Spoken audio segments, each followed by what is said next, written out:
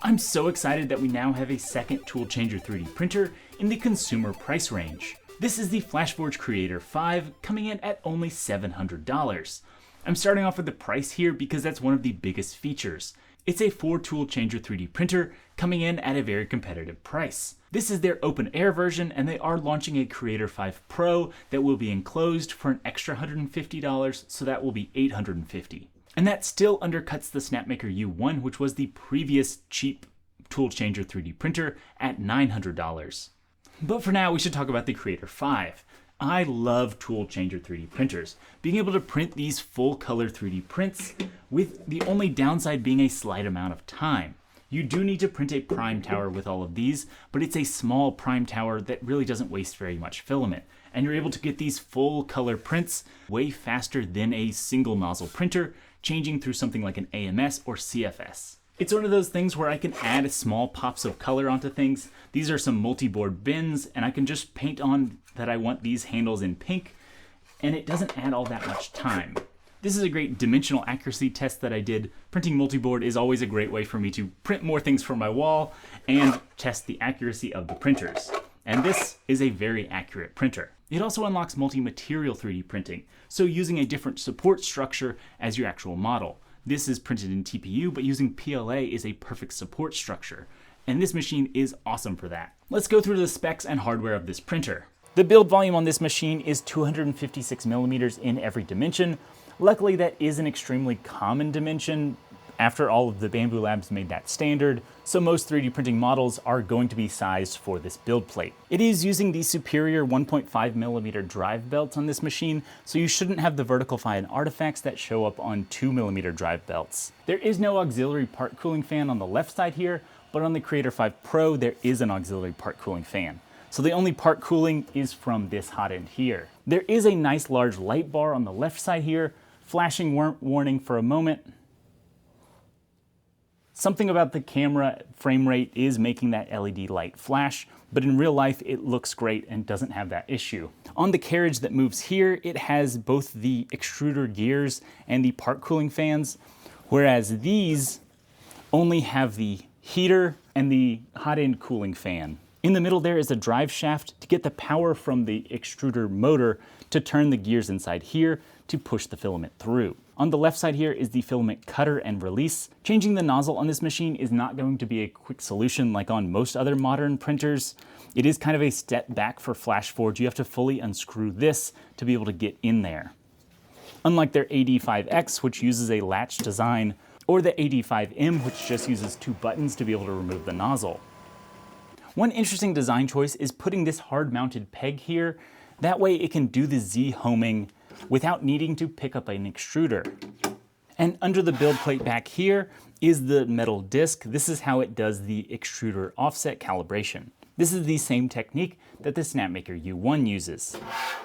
On the right side here are fan shrouds, but there's nothing inside there. I think they are used on the Creator 5 Pro for chamber cooling and a HEPA filter, but on this machine there's just nothing there. The screen and menu system is super easy to use here. The screen does articulate up and down, which is a nice feature.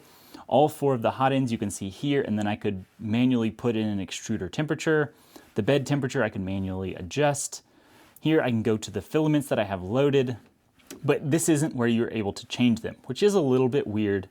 Down here I can turn on the light. I can adjust silent, standard, or speed mode. Here are all your local files on the printer. Now on the left, you can get to your filament settings. So here's where you'll select one extruder. You can edit what you have loaded there. Then you can select a color. I wish they would put labels on these colors because I am colorblind. I keep saying this in every review. I don't know, maybe that's orange. And then you can load or unload. To load in filament, they have these spool holders mounted on the side. The spool goes there, pull it off, slide it into the hole here, push it all the way up and to the extruder, then press the lever on the extruder, push it as far as it can go, release the gears, and then it should be locked in place. The lever on the side here is for cutting filament and for pushing the filament into the gears. Once you've released it, it should be locked in place. They mount simply enough. On the front screen, go to the filament. We loaded in number 2, then press load. It tells you to push the filament all the way into the gears, press next. It does a simple homing sequence. Then it goes to pick up the hot end, pulls it to the front right corner. Then it extrudes out the old filament. And now we can see it start turning into this green new filament. So in the end, this is what you're left with here. It's kind of a big and coily bundle of filament you're left with. It would be nice if this was a more compact piece of filament like on the other printers that poop out filament, but this is what we're left with. One odd hardware design choice is that the power cable is on the right side of the filament, right next to these spools. I think it's weird that this isn't right around the corner of this machine, which would have been great. Right now it is kind of very close to this filament spool here. Another port they have on this side of the printer is a 4-pin plug. This, I've heard, is going to be for a separate drying box. This would be a really nice machine for using a dry box if you could put it right next to the printer, and then those 4 spools just feed directly up into here. Super easy to use, keeps all of your, especially TPU, nice and dry, because this machine is awesome for printing TPU. Now let's get right into some of the prints that I've done on this machine. One of the coolest features of a tool changer printer is multi-material printing. And here is a great example of it. This is just a simple test print, but it's TPU in orange and white using PLA as a support material. It pops free, but here we have 2 different TPUs. In the slicer, you can turn on beam interlocking, so it fuses these materials a lot better together. It makes them tightly interlocked, and I cannot pull them apart.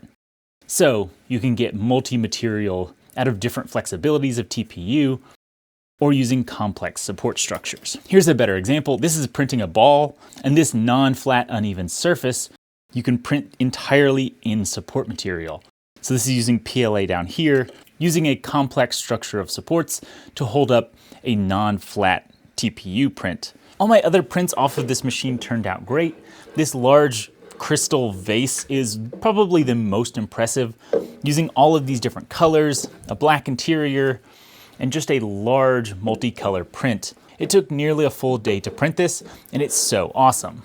This is a great example of multi-material. This is a flexible dragon egg.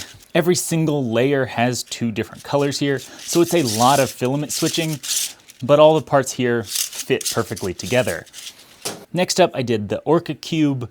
All the colors are really well isolated here between each other, and they do properly screw together. This is a good accuracy test to make sure it's able to print a screw that can screw into the other part. Next up, of course, I did some multi-board tests. It's just a simple pop of color onto a simple multi-board part. This is kind of a large test print for multicolor printing. It's got this articulated hinge on there and a lot of different color variation.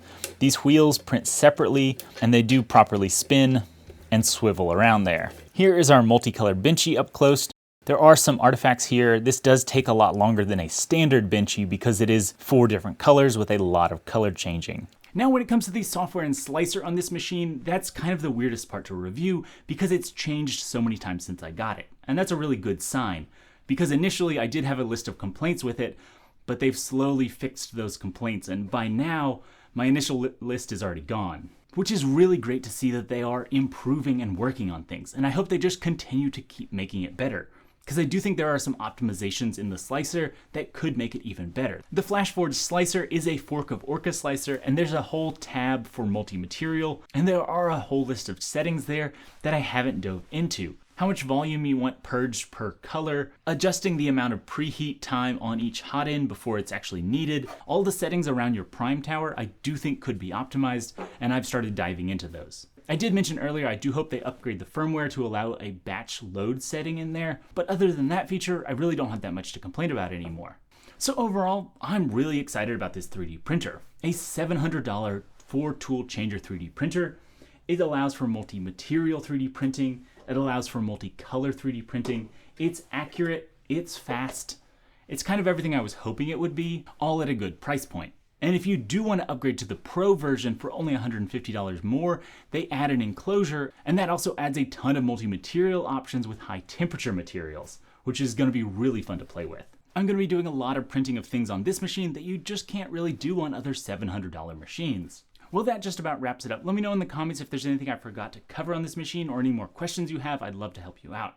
As always, there will be some affiliate links down below. Those do help the channel out at no additional cost to you. And let me know what you think about Tool Changer 3D printers. Are you excited that they're now becoming reasonably priced machines? Personally, I'm really excited. As always, go out there, create something amazing today, and I'll see you in the next video.